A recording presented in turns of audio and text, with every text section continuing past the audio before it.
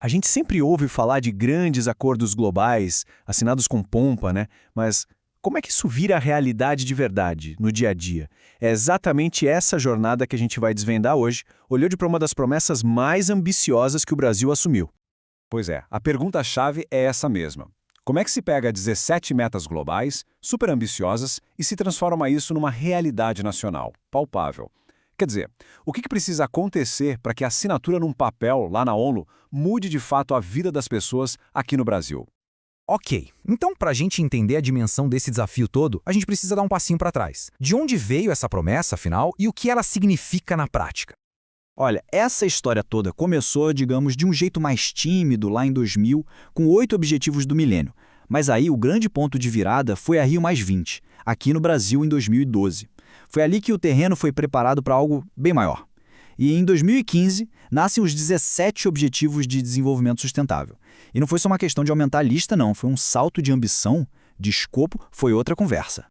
E é importante entender que a Agenda 2030 não é, sei lá, uma lista de desejos de ano novo. É um plano de ação de verdade. E a ideia central dela é, de certa forma, revolucionária. Ela diz o seguinte: não dá para separar o ambiental do econômico e do social. É tudo uma coisa só. Um não avança sem o outro. É uma visão de futuro onde todas as peças se encaixam. E quando a gente olha para esses 17 objetivos, é impressionante a abrangência. Vai desde o básico do básico, tipo erradicar a pobreza e a fome, até umas coisas super complexas, como garantir paz, justiça e até parcerias entre os países. É, no fim das contas, um chamado para todo mundo agir junto, em todas as frentes, para tentar mudar o mundo até 2030. Beleza, o destino é inspirador, a promessa é gigante. Mas e aí, como é que o Brasil começou a tirar isso do papel? Qual foi o plano de jogo para construir essa ponte entre o sonho e a realidade? Olha, no papel, o plano brasileiro era bem direto ao ponto, bem lógico. Basicamente, 3 passos.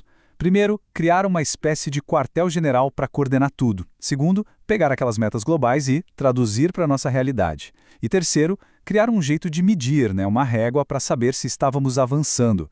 Parece um bom plano, certo? E a peça central dessa engrenagem toda era a tal da CNEODS, a Comissão Nacional. E só de olhar quem sentava na mesa já dá para sacar a intenção. A ideia era juntar todo mundo mesmo: governo federal, estados, cidades, empresas, ONGs, universidades. Era para ser um grande mesão, sabe? Um lugar onde todo mundo conversasse e trabalhasse junto. E a estratégia principal tinha 2 frentes de ataque, acontecendo ao mesmo tempo. Um movimento para dentro, que eles chamaram de internalização. A ideia era fazer a agenda virar parte do DNA do governo federal.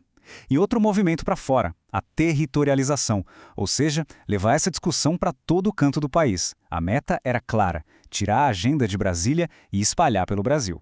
Tudo bem, o plano estava no papel, parecia bonito, mas e na vida real? Para a galera que estava lá na ponta, construindo essa tal ponte no dia a dia, o que será que os dados de dentro do próprio governo mostraram? E é aqui que o negócio começa a complicar. Pensa só, a pesquisa mostrou que quase 28% dos servidores federais, ou seja, as próprias pessoas que deveriam executar o plano, nunca nem tinham ouvido falar da Agenda 2030. É, um sinal de alerta gigante piscando em vermelho. E o buraco, na verdade, é ainda mais embaixo.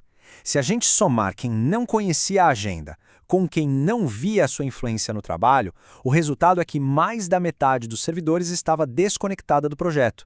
A agenda simplesmente não chegava na linha de frente. E a gente poderia pensar, ok, mas esse problema de desconhecimento deve ser lá na base, né? Só que não. O gráfico mostra que mesmo lá no topo, entre os diretores de alto escalão, a coisa não estava alinhada. 1/3 deles não via a influência da agenda. Isso aponta para uma falha de comunicação, de liderança, que vinha de cima para baixo. Então, essa falta de conhecimento era, na verdade, só a ponta do iceberg. Ela revelava problemas muito mais profundos, estruturais mesmo, que estavam sabotando a construção dessa ponte. E olha, essa frase de um entrevistado na pesquisa, ela resume tudo de um jeito brutalmente honesto. A burocracia não compra essa agenda. Por quê? Porque não entende. É visto como uma coisa etérea, sabe? Uma coisa da ONU, que não tem nada a ver com a planilha do dia a dia ou o relatório que precisa ser entregue. E essa confusão toda abriu espaço para 3 tribos diferentes dentro do governo, cada uma com uma ideia do que era a Agenda 2030. Tinha o pessoal instrumentalista, que via a agenda só como um kit de ferramentas para modernizar a máquina, Tinha o grupo ideacional, mais filosófico, que via como uma chance para repensar o que é desenvolvimento, e, por fim, os integrativos, que viam como uma ordem para fazer todo mundo trabalhar junto. Imagina o caos, 3 grupos dentro da mesma máquina, tentando ir para 3 lugares diferentes ao mesmo tempo. E essa briga de visões acontecia num campo de batalha já bem complicado, cheio de problemas antigos. Sabe como é? Cada ministério no seu quadrado, sem falar com o vizinho, uma dificuldade gigante de fazer as coisas juntos, uma cultura que não incentiva o trabalho em equipe. Juntando tudo isso, era a receita perfeita para que nada acontecesse. Ok, o cenário parece bem complicado.